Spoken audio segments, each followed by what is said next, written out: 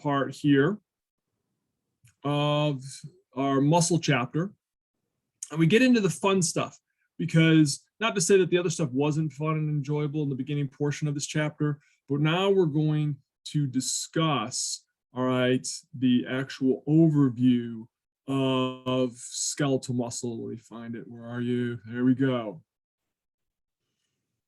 Okay, the overview of events in skeletal muscle contraction. Now I'm going to take you on a journey and teach you the 3 physiological events that are going to occur for a muscle contraction, all right, to happen. So there's 3 parts. There's the excitation of the skeletal muscle fiber. So we're going to learn what happens at the neuromuscular junction. And you kind of know what occurs at the synaptic end of that, because we talked about it in chapter 12, what happens when we release a neurotransmitter. So, but now we're going to get into specifics. Then the second portion is going to be what we call the excitation contraction coupling. So once we generate an action potential, it's going to travel down the plasma membrane, and it's going to look for T tubules, and it's going to travel down into T tubules, and its goal is to release calcium from the sarcoplasmic reticulum. So we're going to learn how that happens, because remember, calcium is going to be the key that is going to allow us to have a muscle contraction. We need calcium for the muscle contraction. And so once we have calcium for that muscle contraction, right, then we once it's released from the sarcoplasmic reticulum, then we can stimulate, all right, cross bridge formation, which is the third part, or the third physiological event in skeletal muscle contraction, which we call cross bridge cycling. So we get to learn what happens at the sarcomere. So I'll break it down through all these portions. I love this picture here, because it shows you kind of, all right, we generate an action potential here at the motor end plate, and then the action potential runs along the plasma membrane, and then it finds a way down into the T tubule here. And then once it's down in the T tubule, it triggers the release of calcium that's stuck here in the terminal cisterna and the sarcoplasmic reticulum. And that calcium spills out into the sarcoplasm, the cytoplasm of the cell, because that's where, right, our myofibrils are, which contain the myofilaments, the actin and myosin, the thick and thin filaments. I'll go through all this fun stuff with you. And then the calcium there is released, and then it binds onto the troponin tropomyosin complex, and it allows the troponin, the tropomyosin to move off of the actin or the myosin binding sites, so we can get that cross bridge formation. We're going to talk about all that fun stuff today. So let's kind of go over the players here that are involved, right, with the beginning portion where we're trying to excite the skeletal muscle. So this is going to occur at the neuromuscular junction. So if you look at the term neuromuscular, you know we're dealing with a neuron and muscle tissue. So this is where, all right, the neuron is going to synapse with our muscle tissue. This will normally occur in the mid portion of the actual muscle cell itself. Okay, so keep that in mind. Mid region. Here are the players, the synaptic knob. We already know all that goes on in the synaptic knob. That's where the neurotransmitter is. We need to release and liberate that neurotransmitter from the synaptic knob and get it into the synaptic cleft. That's our third player. Then on the other side of the synaptic cleft, right, we have our muscle fiber, but specifically we have what's called the motor end plate. And that's where we're going to try to generate our action potential. So you're familiar with what an action potential is. And we kind of, it's similar to how with the cell body in the neuron, where we had these graded potentials, and they needed to reach threshold value. And then if it reached the threshold value at the axon hillock, then we can generate an action potential. So the motor end plate is where we're going to see, right, where we're going to try to reach our own threshold value. We'll talk about that in a moment here. Okay, so let's review, talk about the synaptic knob. Okay, that's at the transmissive end or transmissive segments of our neuron, the very, very end. And it's these swellings that sit at the end of the telodendron. So in the synaptic knob, you have our synaptic vesicles. And those synaptic vesicles are those little bubbles, those membrane sacs that contain the neurotransmitter. Now we're going to get specific. Here is our specific neurotransmitter for skeletal muscle, acetylcholine, also known as ACH. So that's the neurotransmitter that we're trying to liberate from the synaptic knob into the synaptic cleft. Okay, so what we're going to see are a couple structures in the plasma membrane of the synaptic knob.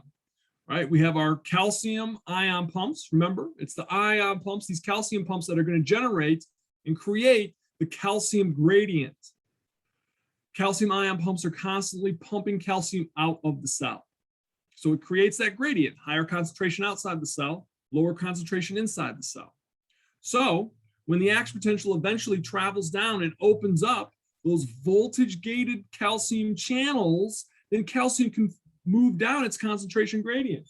It can go from an area of high concentration to low concentration. And that's what we see here. Right? So once those channels open up, calcium flows into the cell. Right? So here's kind of like a little synopsis of how this all occurs. So we start off with calcium entering into the synaptic knob. How does that happen? Right? Our action potential, that nerve signal, travels down the axon to the synaptic knobs, where we find our voltage-gated calcium channels.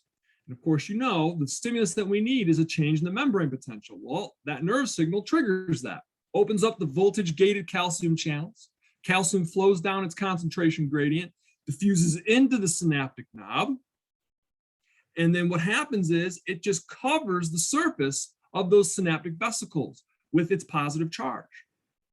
And so now those synaptic vesicles have a positive charge. Well, the inside of the plasma membrane of the synaptic knob, it has a negative charge. So opposites attract, right? These positively charged synaptic vesicles move towards the plasma membrane, fuse with the plasma membrane, and release acetylcholine via the process of exocytosis. Boom, spills acetylcholine out into the synaptic cleft. Roughly about 300 synaptic vesicles will occur from one nerve signal. That's a lot. Okay, thousands of acetylcholine molecules will spill into the synaptic cleft. So on the other side of the cleft is our motor end plate. In case you don't know what that is, the motor end plate is going to be, here's your plasma membrane of the muscle cell, and then we get to this part where it kind of gets bumpy and wavy. And that's the motor end plate. The synaptic knob hovers above it, like so. So not calcium, acetylcholine diffuses across the synaptic cleft there. And on the other side of that synaptic cleft, the motor end plate, will see these acetylcholine receptors. And they sit on those transport proteins channels. And so what will happen is acetylcholine, right, is going to trigger the opening of these channels, and it'll allow ions to diffuse across the plasma membrane, similar to what we saw in a neuron. Some of these channels are going to be for sodium. Some of these channels will be for potassium. So the sodium and potassium concentration gradients are set up the same way, right, with our skeletal muscle tissue as we saw, right, with our neuron. Okay, more sodium outside the cell than inside the cell, and more potassium inside the cell than outside the cell. And so we'll see once those channels open up, sodium enters, potassium exits, and that will change our membrane potential. So the synaptic cleft, again, it is fluid filled, and there is an enzyme that hangs out in that cleft. You need to know that enzyme, acetylcholine esterase. Now, we talked about that at the end of chapter 12, when we were talking about the different types of neurotransmitters, and then we talked about how we kind of clean up the neurotransmitters from the synaptic cleft. Remember, it's like having a party. All right, we're having a party, you know, confetti's going everywhere. That's our neurotransmitter. It's spilling out into the synaptic cleft. Well, eventually we got to shut that down. It's time to end this party and clean up the mess. And that's what acetylcholine esterase does. It's going to go in there and it's going to break down the acetylcholine into acetate and choline. And then we learned about how, all right, those molecules were, what the cells did with that. So here you can see that's a great picture. I love this picture very much. All right, so we start off here at the top of our screen. Okay, you got calcium, a lot of it outside the cell, and inside the cell, the action potential comes down, triggers the opening of the voltage-gated calcium channels. Calcium spills in, right, attaches itself onto the synaptic vesicles, causes the synaptic vesicles to migrate towards the plasma membrane. Right, these synaptic vesicles will fuse with the plasma membrane, and it will release the acetylcholine into the synaptic cleft. That acetylcholine will diffuse across the synaptic cleft to the motor end plate. Here you can see those nice folds here, right? And in those folds, we're loaded with all these different chemically gated ion channels. So the acetylcholine will bind onto these chemically gated ion channels, and it'll trigger the opening of these channels, and then we can get the diffusion of sodium into the cell and potassium outside the cell. And what is that going to do? It's going to change the membrane potential. All right, we'll talk about threshold values and all that other stuff here in a moment, okay? I just want you to get the grand overview. Now, I'm going to tell you something right now. Figure 1010. You should love this figure. It's a great, you want to test your knowledge and see how much you understand that. If you know all these different points here, okay, 1A, 1B, and 1C, if you know all of those, right, pretty much by heart, you understand the concept, you understand, right, the excitation of the skeletal muscle fiber. So make sure, okay, if you want to start off, an easier way to understand this concept, learn this figure. And then if you want to get into more detail, then you can go over the other notes. But that's what we're going to see, okay? Our neurotransmitter is going to diffuse across the cleft, bind to the receptors, opening up those channels, and it's going to excite the fiber. That right here, this whole bullet point here pretty much tells you exactly what happens. Okay? So learn it, love it. All right, so that leads me into this, Myasthenia Gravis. It's a condition, it's an autoimmune disease, so therefore, unfortunately, it affects women primarily. It's when your own antibodies, there's been a lot of talk of antibodies, especially with COVID. In this case, your own antibodies are going to attack or bind to the acetylcholine receptors in these neuromuscular junctions that we just talked about. And what does it do? It gets rid of those receptors through endocytosis. We saw what exocytosis is. That's when the cell is trying to get rid of something. Well, endocytosis, right, what happens is the cell is going to pull something in. So that's what happens to these receptors. Okay, they're endocytosed, okay, they're pulled in. And so there's fewer receptors, which means there's going to be, all right, less of a likelihood of sodium moving into the cell and potassium moving out of the cell. So what do we see in general? Okay, well, we're going to see decreased muscle stimulation. So as a patient, the symptoms that you would display is fatigue, muscle weakness. And it starts with the smaller muscles first. Okay, so the smaller muscles, the more refined muscles are going to be eye, facial muscles, fingers, that sort of thing. And then eventually we'll move on to the bigger muscle groups, right? The muscles that help with swallowing. And then eventually you can get major limb weakness. So what do? Well, what we can do is we can give you a drug that is going to inhibit acetylcholine esterase. Right? So we can keep, because now we have a limited number of acetylcholine receptors. So in order to kind of offset that reduced number of acetylcholine receptors, we're just going to keep acetylcholine in the synaptic cleft longer. So it can, with whatever receptors and channels that you do have, we'll keep them open longer. So we can get more sodium and potassium diffusing across the plasma membrane. So we just give them a drug. It helps out, doesn't make things perfect, but it does help out. So what triggers the binding of synaptic vesicles to the synaptic knob membrane to cause the exocytosis of acetylcholine? Okay, our action potential, that nerve signal comes on down, right? Triggers the opening of those voltage-gated calcium channels, allows calcium to enter into the cell.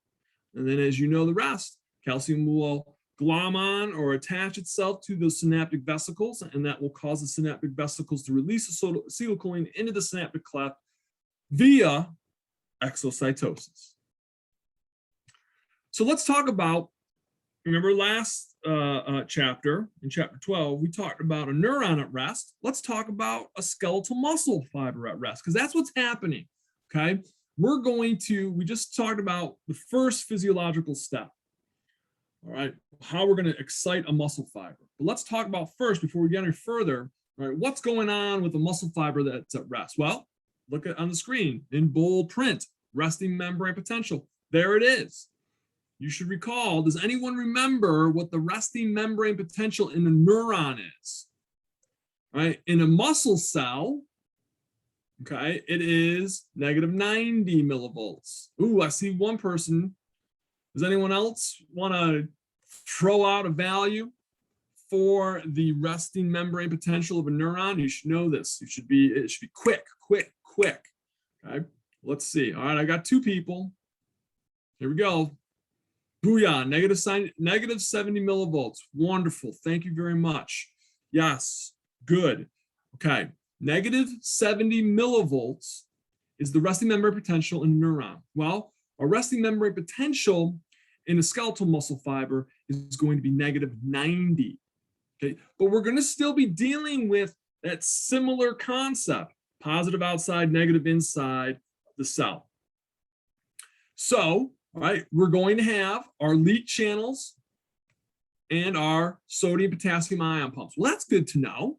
So this is very similar. You should already kind of have a general understanding of this concept here. Remember what we talked about with the leak channels and how the sodium potassium ion pumps are going to establish that resting membrane potential. All right, we're going to see, all right, that same type of concept working here in our skeletal muscle fibers. And when we're at rest, the voltage gated channels are closed. Leak channels are 7-11. They're open 24/7. So we're going to have those ions diffusing, all right, down their concentration gradients across the plasma membrane, whereas the sodium potassium ion pumps are going to be creating and maintaining that a concentration gradient by pumping the ions against their concentration gradient. If you don't know what I'm talking about, go back to chapter 12 and review that concept. It's very important. So on to our second physiological step in a muscle contraction, which is what we call excitation, contraction, coupling. Whew, that's a mouthful. Okay. So what we're going to see is we are going to try to get, remember our goal here with the first two steps is to get calcium, all right, into our sarcoplasm. Because right now it's trapped in the tower. The princess is calcium, and the tower is going to be the terminal cisterna of the sarcoplasmic reticulum. And we got to get it out and get it into the sarcoplasm. So here's where our next step comes down, right? At the motor end plate, we are going to try to generate what we call an EPP, end plate potential. Okay, we talked about graded potentials in chapter 12. Well, here, right, we have our end plate potential because we're going to try to change that resting membrane potential to our threshold value, which we'll see here in a second. Okay, so when we're talking about this excitation, contraction coupling, that includes the end plate potential, the EPP. And then, if we are successful in getting to that threshold value, we generate our muscle action potential. And then that muscle action potential will eventually trigger the opening of calcium gates, or channels, I should say. And then we can release the calcium from the sarcoplasmic reticulum into the sarcoplasm, where the actin and myosin sarcomeres are waiting. Okay, so we'll talk about all that. So you can see there's a lot of stuff on the screen here. I'll get into the specifics here. So here's what happens in the neuromuscular junction down here.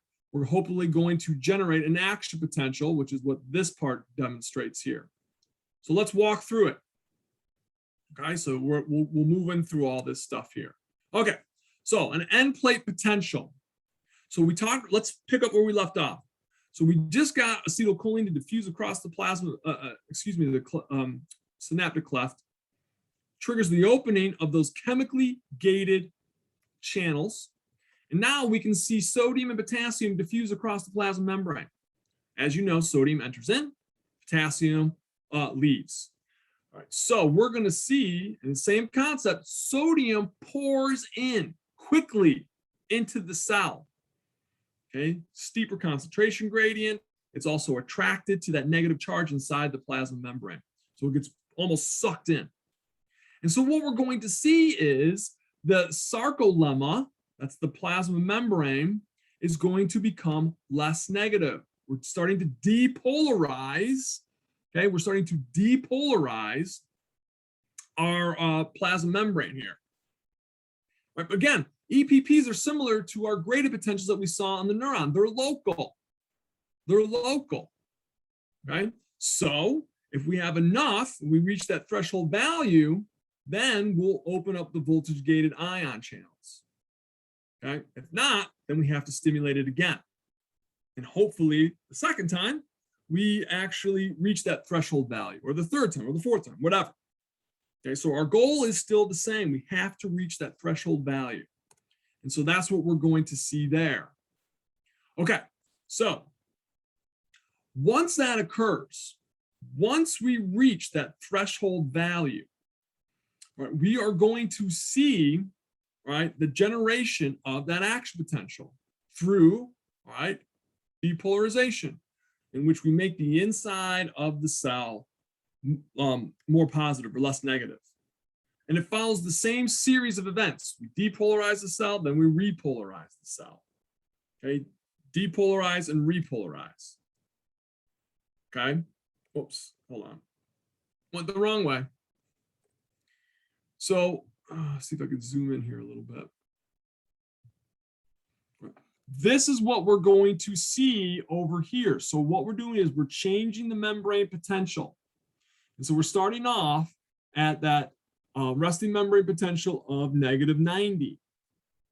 Our threshold value in this case is going to be -65. So if we get to -70, it was close, but still we didn't cause depolarization, or that we didn't reach that threshold value, and we won't generate an action potential. So we got some new numbers here. We saw in the neuron, resting membrane potential was -70. Threshold value was -55. In the muscle cell, our resting membrane potential is -90. Our threshold value is -65. That is a difference, all right, of 30 millivolts there.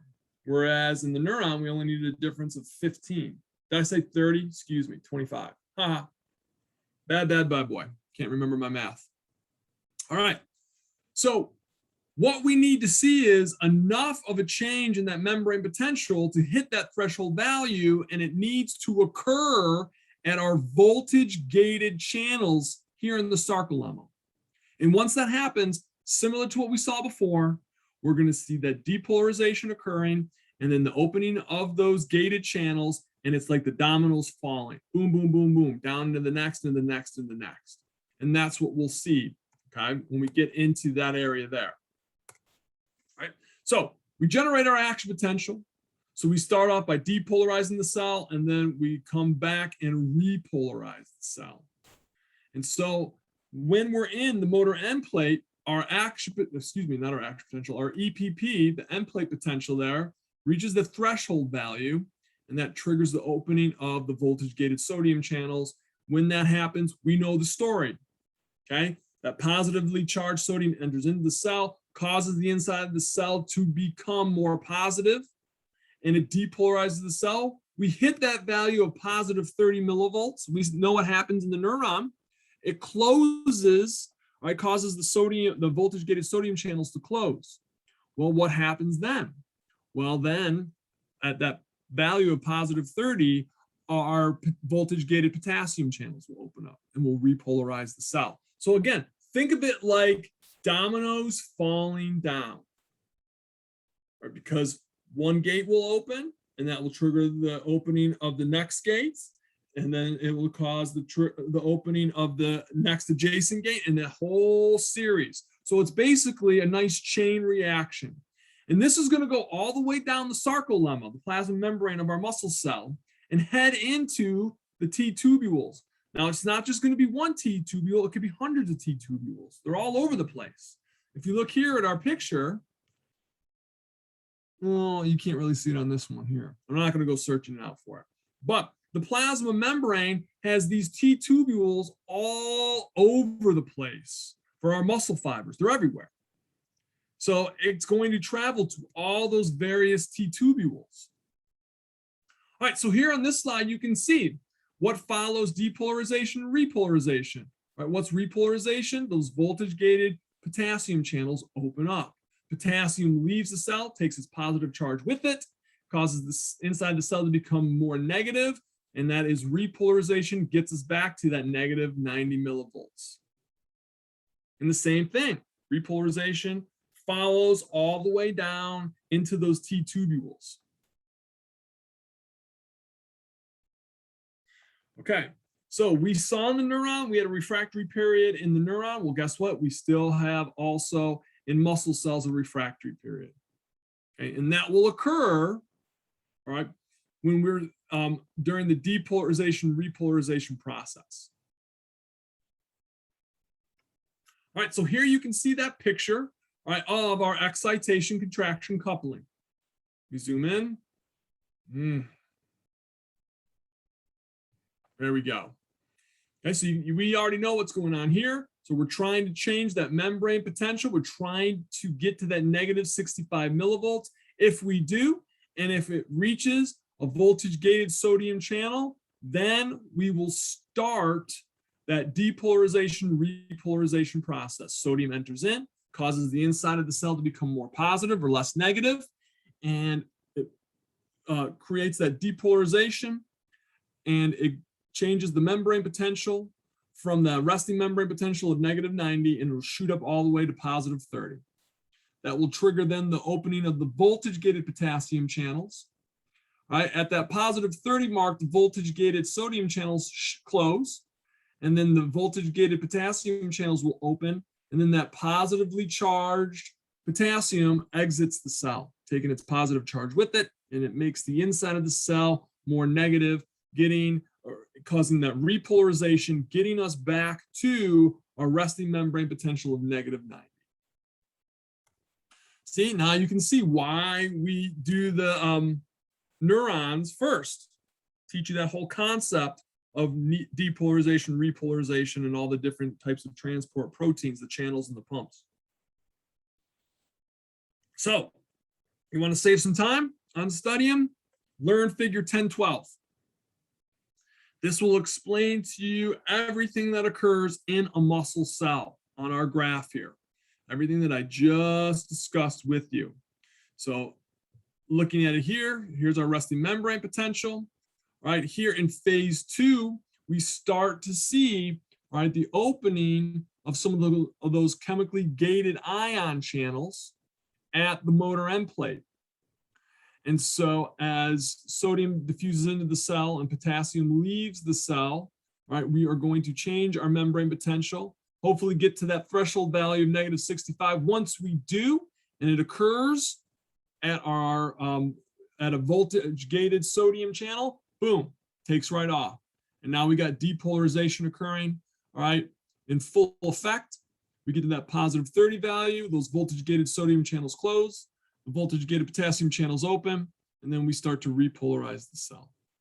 And then it will take us right back, all right, to our resting membrane potential. Okay, so now we've created our action potential. We have our nerve signal. Okay, I shouldn't call it a nerve signal because we're not dealing with nerves. We have that action potential, and it's traveling along the sarcolemma. And so it travels all over the place. Remember, we're dealing with a three-dimensional structure here. So the best way that I can explain it is, think of it, and I've used this analogy before in chapter 12 when I was talking about graded potentials, right? It's like throwing a rock into the water and you get the ripples that move away from where you threw the rock. Well, that's what happens, all right, at the neuromuscular junction with that endplate potential.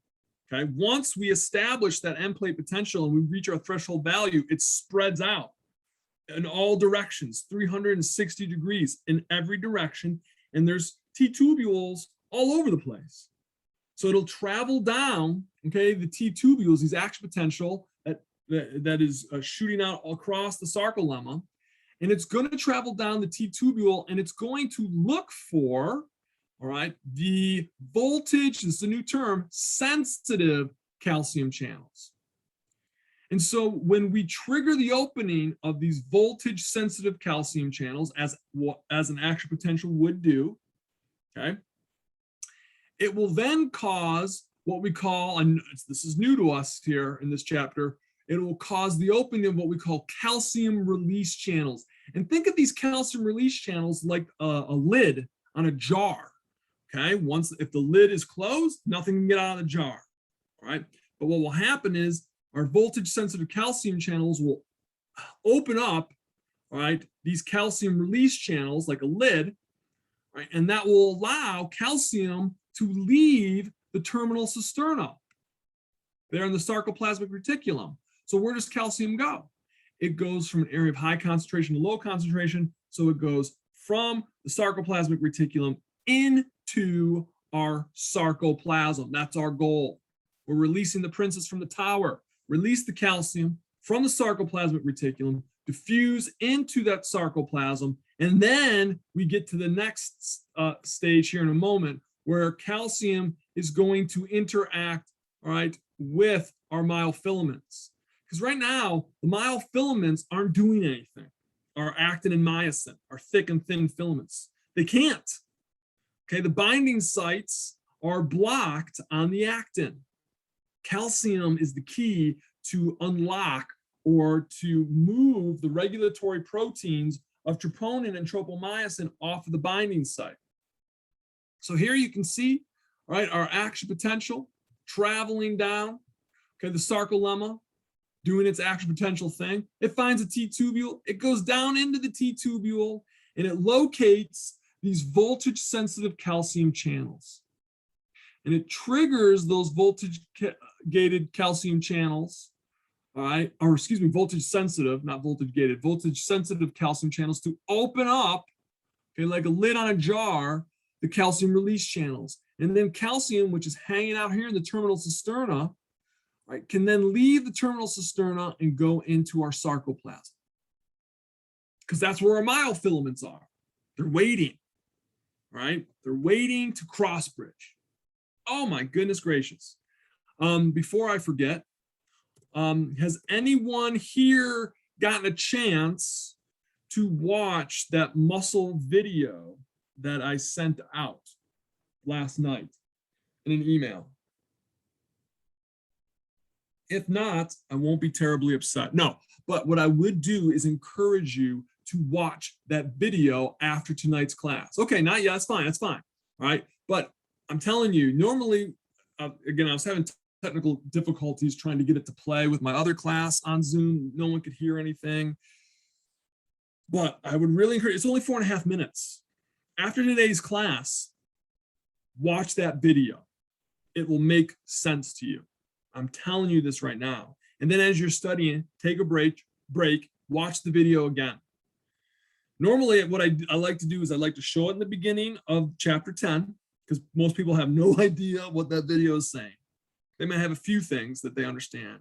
And then I will show it at the midway through each class and at the beginning of the second and third class when we're covering this material. And each time the class views the video, more and more of the video makes sense. I would encourage you to do that. Trust me. Okay. So what two events are linked in the physiological process called excitation contraction coupling? That's what we just talked about here. Okay. So what we're going to see is the two events are what occurs at the neuromuscular junction, which is our first physiological event of trying to cause a muscle contraction.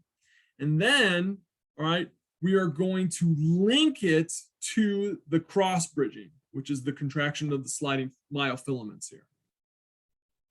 All right, so we're going to link, all right, the first event to the third event. All right, so here is the third event, and this occurs at our sarcomeres, all right, the cross bridge cycling.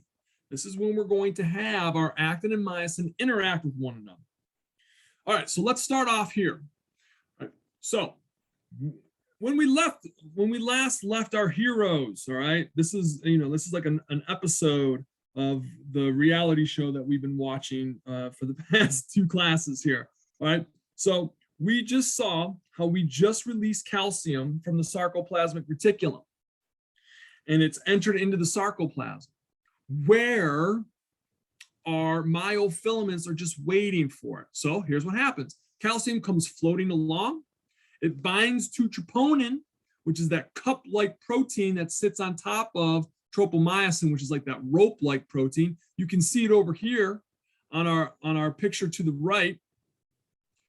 All right, so here comes calcium floating into the sarcoplasm. It binds onto the troponin, and that triggers the movement because the troponin will pull the tropomyosin off of our myosin binding sites. So now actin and myosin can interact with each other. And we're going to talk about how that happens. That's what we're trying to do. That's what we're seeing here. Okay. So until calcium comes along, our sarcomere is in a relaxed state. No cross bridging going on. It's just chilling.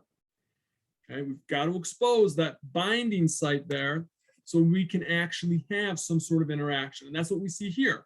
So, all right, for cross-bridge cycling to occur, we need calcium to bind onto troponin. And then that will then change that configuration of the troponin and the tropomyosin complex and slide it off of the myosin binding sites. Now those binding sites are exposed and we can get into the good stuff, the cross-bridge cycling. Woo-hoo. I love the cross-bridge cycling. The stuff is good. Okay, so here we are.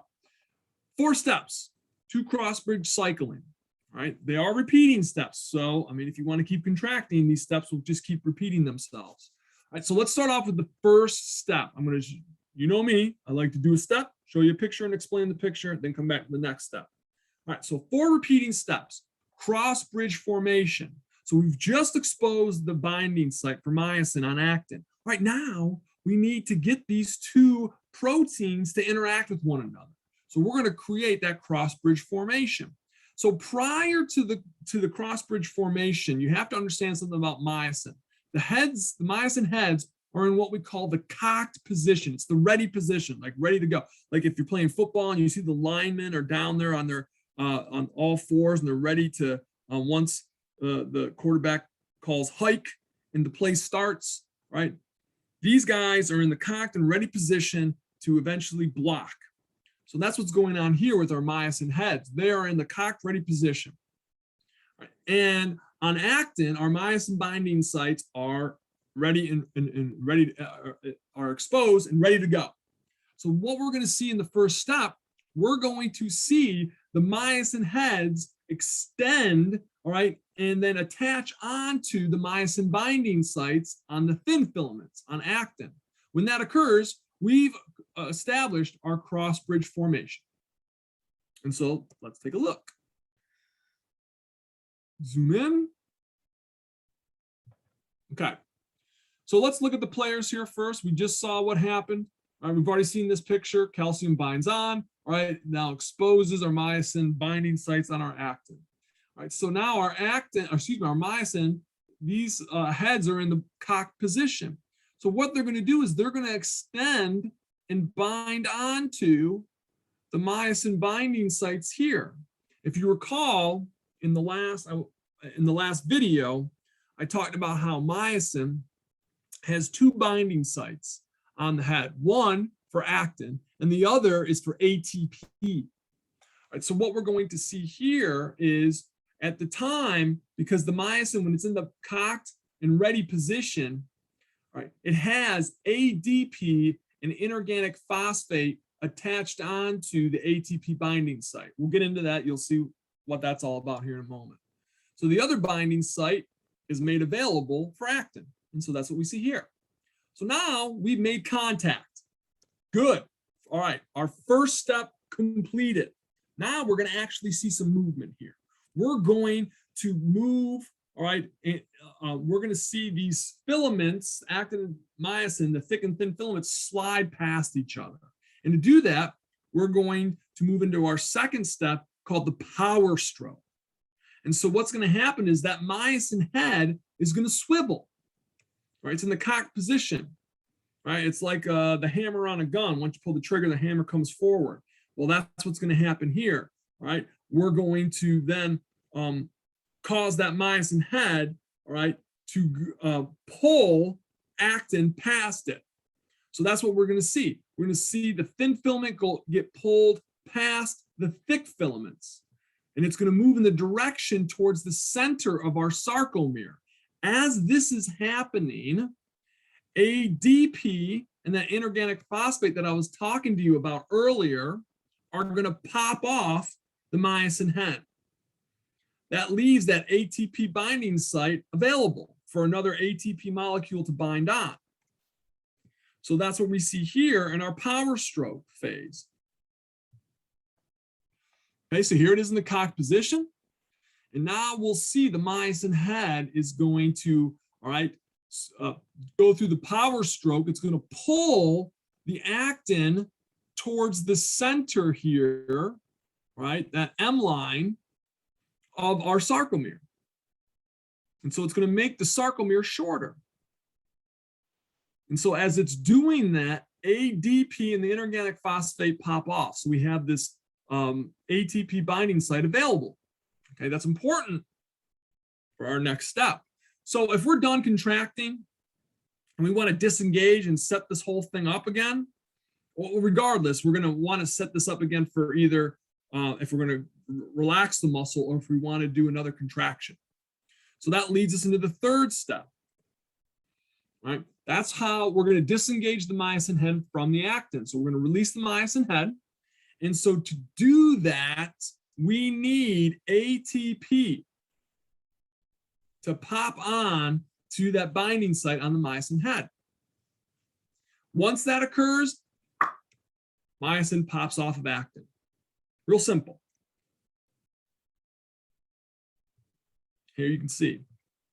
Okay, we've just lost after the power stroke, right? ADP and inorganic phosphate pop off. That binding site's available. ATP will attach on, and it causes the myosin head to disengage. So we have separation. So at this point, we can be done and not have another contraction, or we can do another contraction. So we have one more step, and that is we've got to reset that myosin head. So now we just saw how ATP attached itself onto that ATP binding site. So in order to reset the myosin head, we have an enzyme called ATPase, and it's going to split ATP into ADP and inorganic phosphate. When it does that, that causes the myosin head to reset itself, right? Recocks, right, that myosin head. So it's in the ready position again for either another contraction, okay? So that's what we see here. So, all right, now we want to reset the myosin head.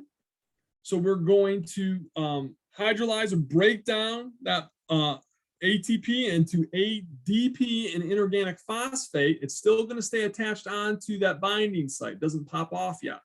Okay, when it does, when it gets broken down, all right, when ATP gets broken down into ADP and inorganic phosphate, that allows the myosin heads to reset. And then we can start the whole thing over again with step one. All right, that's cross-bridge cycling for you, folks. 4 easy steps. Just requires a little memorization. I hate to say it, right? But if you think it through, it makes sense for a lot of this to occur.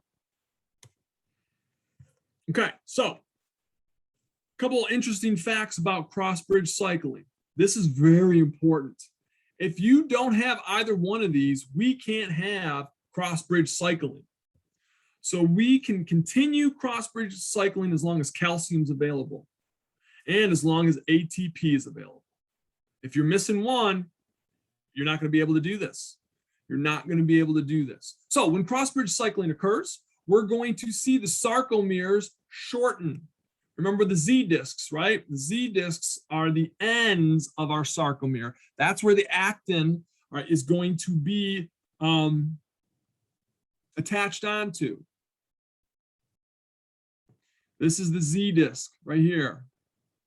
Here's one, here's the other. The M line's in the middle here. Okay, so this Z disc will move closer to this Z disc. Both will move towards the M line.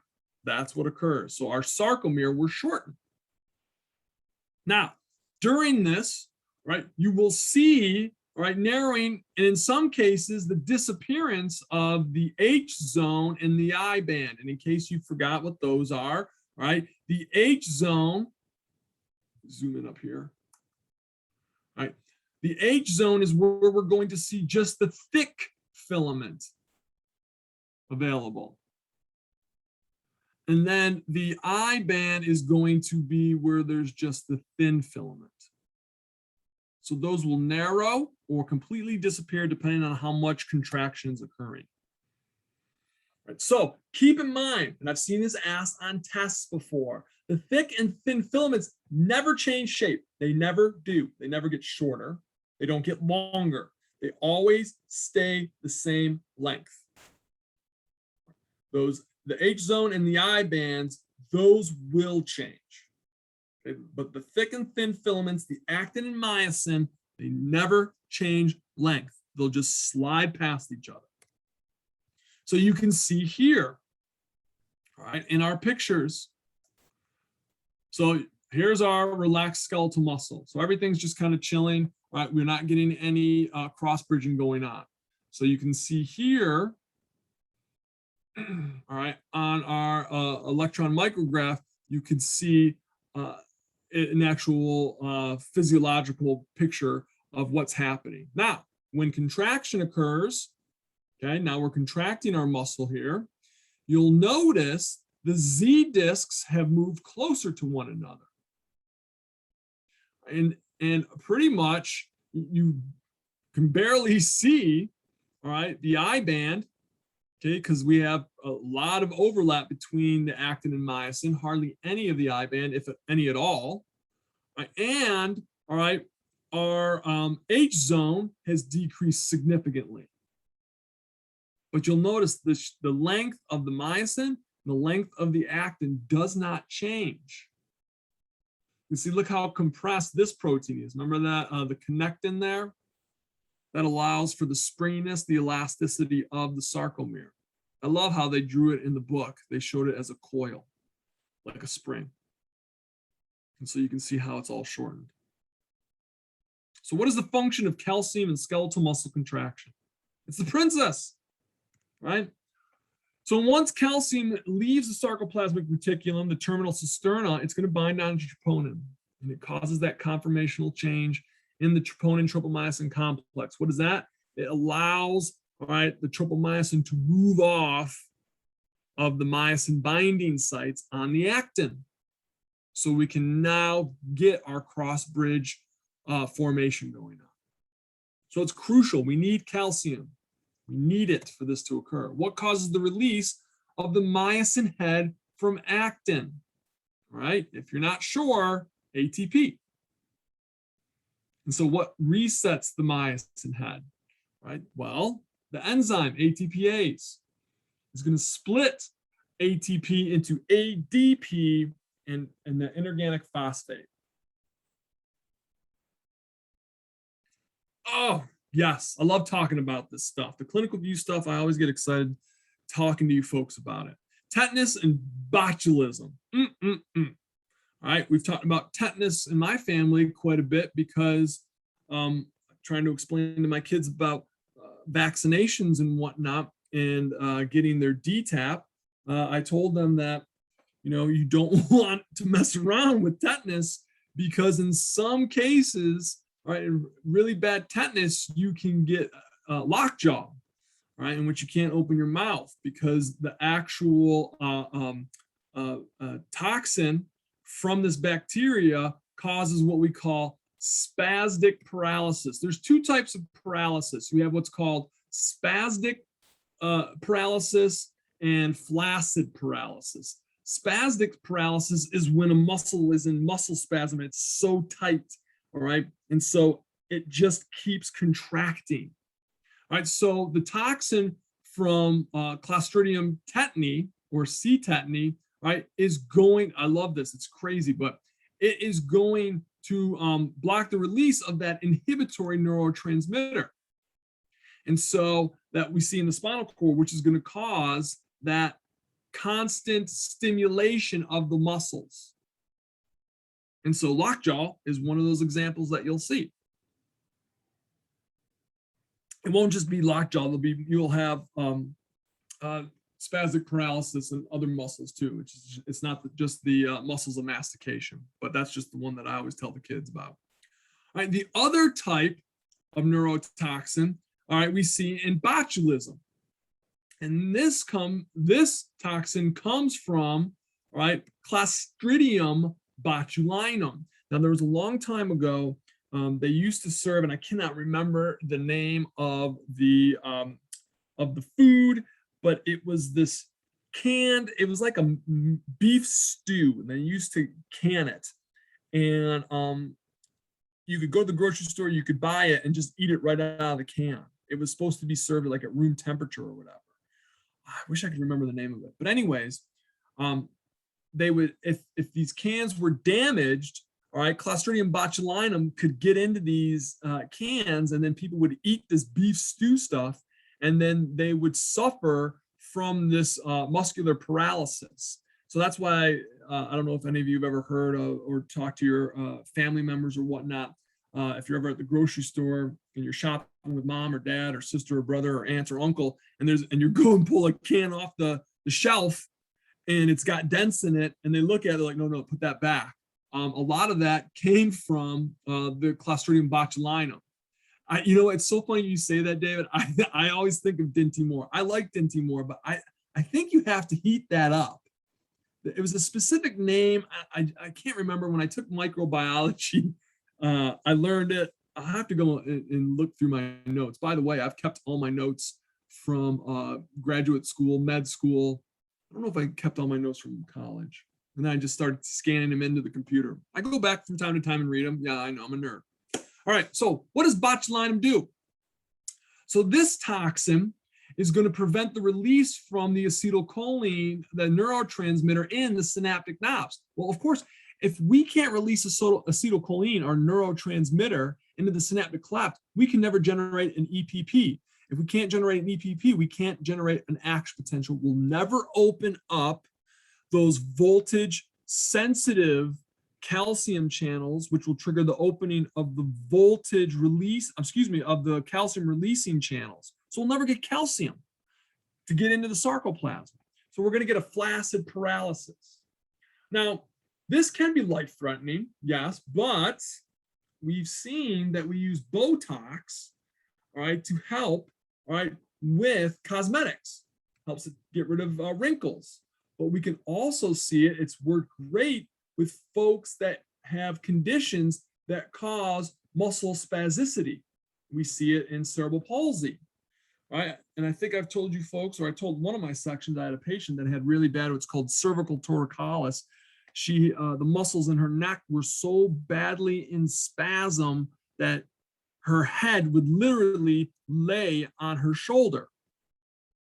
And so we did a lot of treatments. She did physical therapy, and we improved her quite a bit. We got her back to almost where she was looking straight ahead. But the last step was to get her some Botox injections. And after that, you would have never known.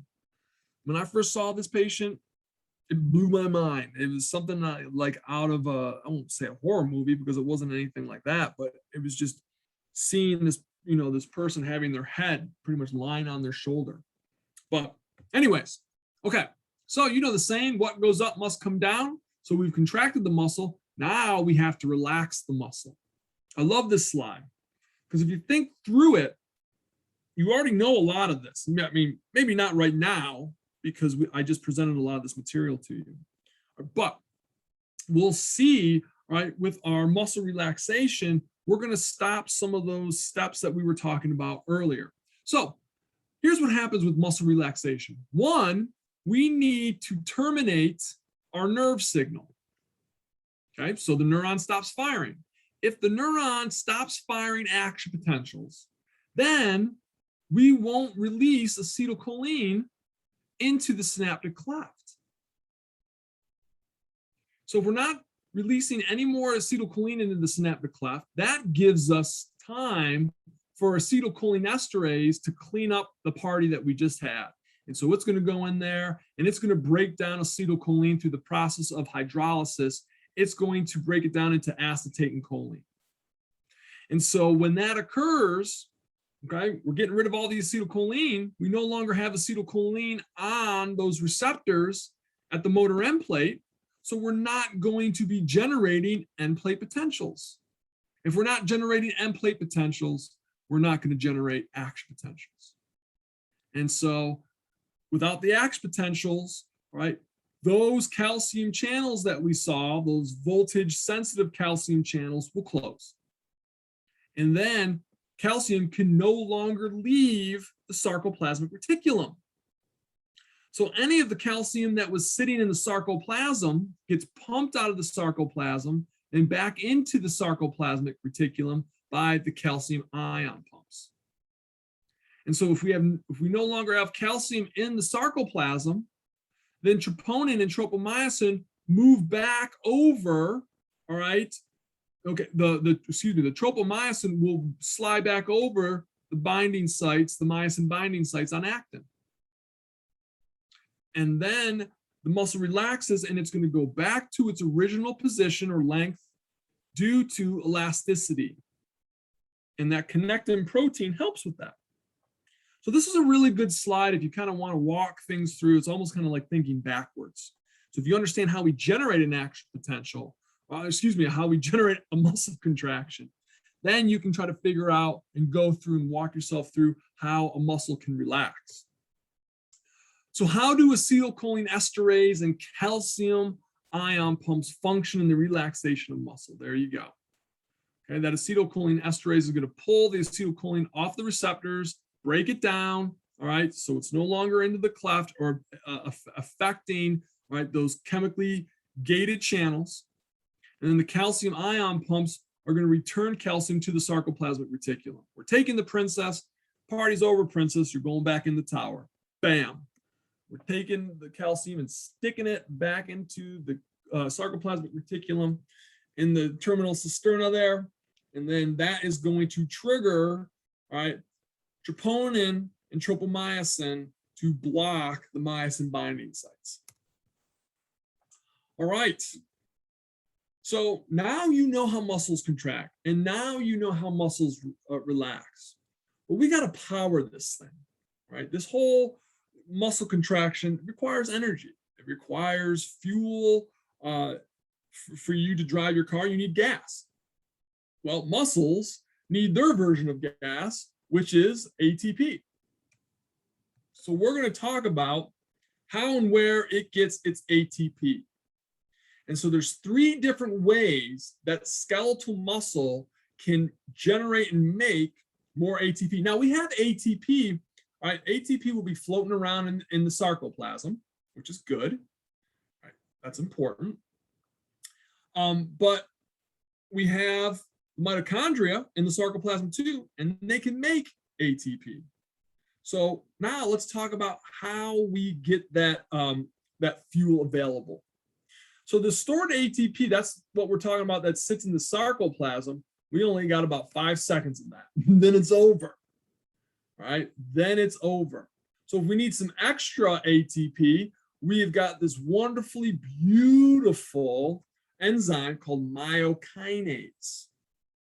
And MYO is muscle, kinase, anytime you see kinase, right, that's an enzyme. But kinase enzymes take phosphate and stick it onto a molecule, right? So you got creatine kinase, you got myokinase. A kinase enzyme, that's what it does. It takes phosphate, takes it and sticks it onto a molecule. In this case, what we're going to see is, all right, when we're dealing with myokinase, right, we have 2 ADP molecules. So myokinase is going to pluck a phosphate off one ADP molecule and slap it onto the other one, and it turns the second ADP molecule into ATP. That's cool. I think I got a picture for that. Here we go. Here's myokinase in action, okay? This is what I'm talking about. So here's our 2 ADP molecules. So this enzyme comes along and it plucks off a phosphate off of this ADP molecule and it sticks it onto this one. And guess what? Now we have an ATP and we have an AMP, which is adenosine monophosphate. It means we only have one phosphate on that molecule. All right, but we have three other ways that we can make more ATP. Okay, so we have creatine phosphate, the process of glycolysis. Ooh, I talked about that in chapter 2. So now we get to revisit that. And then aerobic cellular respiration. Yes, all these are important. So let's start off with the creatine phosphates. You may have seen this. If you go to any type of supplement store, they are advertising this all over the place. And it actually is effective in trying to get more out of your muscles during a workout. Okay, I wouldn't say do it all the time. Okay, do it a lot if that's what you're looking for. All right, but creatine phosphate is going to be this molecule that has, all right, this high energy bond between the creatine molecule and inorganic phosphate. So we're same type of situation that we saw before with the myokinase, right? But with myokinase, we started off with 2 ADP molecules. Well, in this situation, we're going to start off with an ADP molecule and then a creatine phosphate molecule. And so what will happen is the enzyme called creatine kinase, oh, there's that kinase again. So we know what's going to happen. Okay, this enzyme is going to pluck the phosphate off of the creatine phosphate molecule, and it's going to stick it onto the ADP molecule to give us ATP. Okay, this is cool. This gives us, that's not bad, 10 to 15 seconds of more energy. So let me show you. Here you go. Okay, here are our molecules. All right. Here's our creatine phosphate molecule and our ADP. Same story. This phosphate molecule is going to wind up on this molecule here and give us ATP. And then we wind up with creatine. Okay, but again, here is the enzyme, creatine kinase. Really ingenious. I like creatine phosphate, that whole process there. Right, we're only going to see this in skeletal muscle. All right, so the second type of process to give us more energy, more ATP, is the process of glycolysis. Oh, glycolysis. Glycolysis is the breaking down of glucose. Right? You may have heard me mention this before. Okay. One molecule of glucose has the potential to give us 32 ATP molecules if oxygen is present. We'll talk about that later. Let's put us in a situation in which we do not have oxygen. All right, we call that anaerobic. Okay, this process does not require oxygen. So here's what happens. We have a glucose molecule. All right, and this glucose molecule is going to be floating around in the blood. All right, and so the nice thing is glycolysis, this occurs right outside of the mitochondria. And what will happen is the glucose gets broken down, okay, into 2 what we call pyruvate molecules. Now that's just an intermediate. So if oxygen is never present, okay, glucose can give us 2 ATP. Like I said, this occurs outside the mitochondria. It's going to happen in the cytosol. So we can get the glucose through the blood, or don't forget about this fella. You guys remember glycogen? I hope so. Glycogen is the stored form of glucose. You only see it in skeletal muscle and the liver.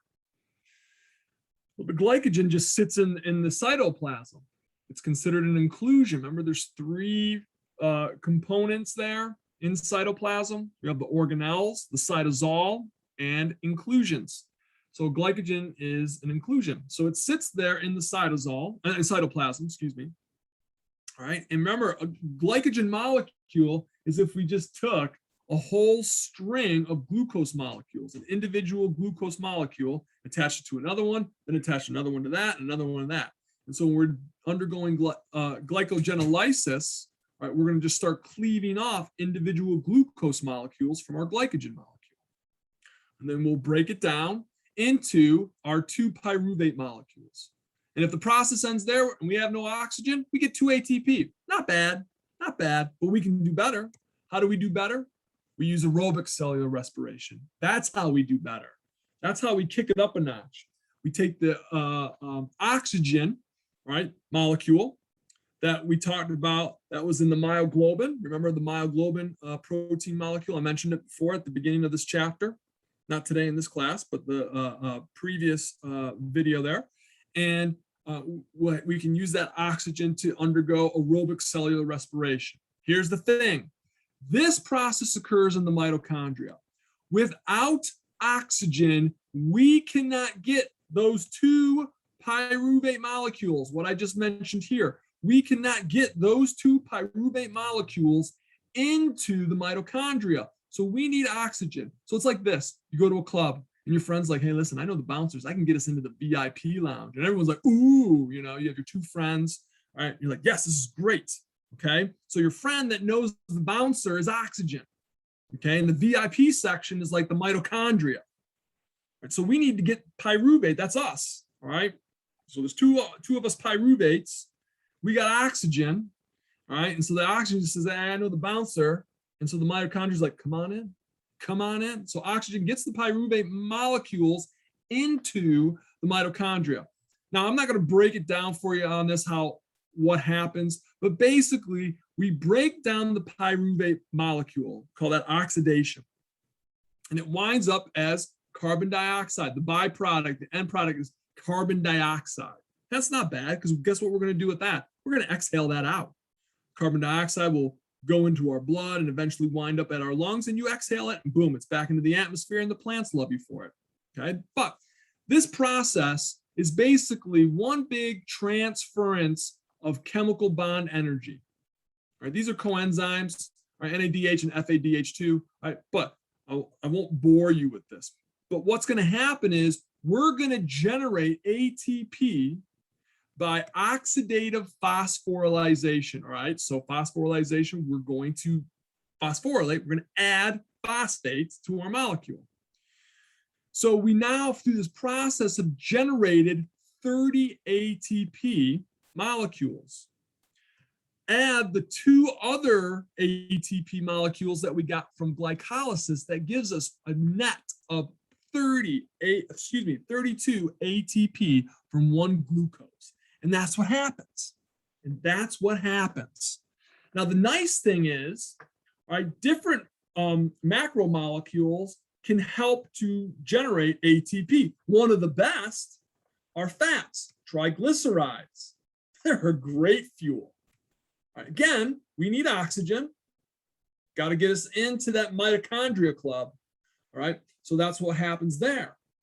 So the deal is, and you'll talk a little bit more about this when you get into chapter 29. In 211, you'll talk more about this. But what will happen is, remember what a triglyceride is. It's a glycerol molecule with fatty acid chains, and there's 3.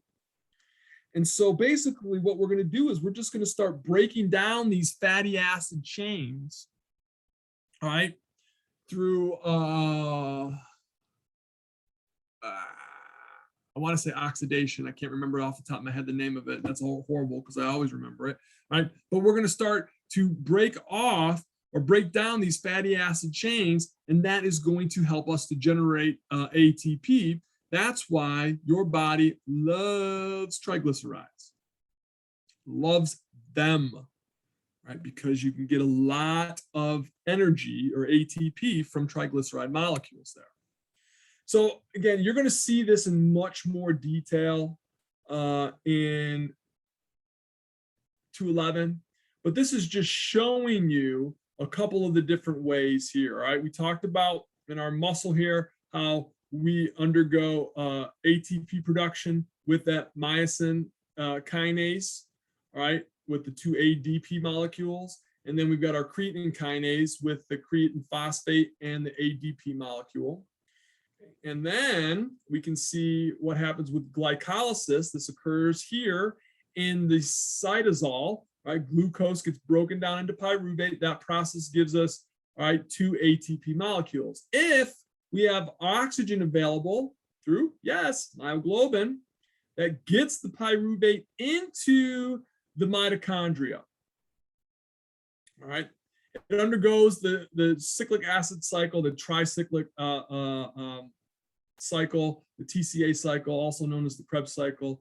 But what will happen is inside here, you undergo aerobic cellular respiration because you need oxygen. Then you'll get 30 ATP plus these two ATP will give us 32. It's pretty cool.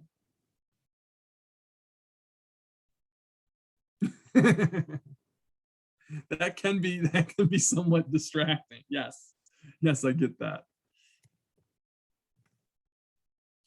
Okay, so again, I would say just kind of glance down. These little boxes down here will be quite helpful to kind of give you just a couple details. Obviously, in these processes over here, we don't need oxygen. And in this process over here, you don't need oxygen. But all right, when we get to the mitochondria, we need oxygen. Okay, and it gives you some nice, interesting facts. Oh, hold on one second.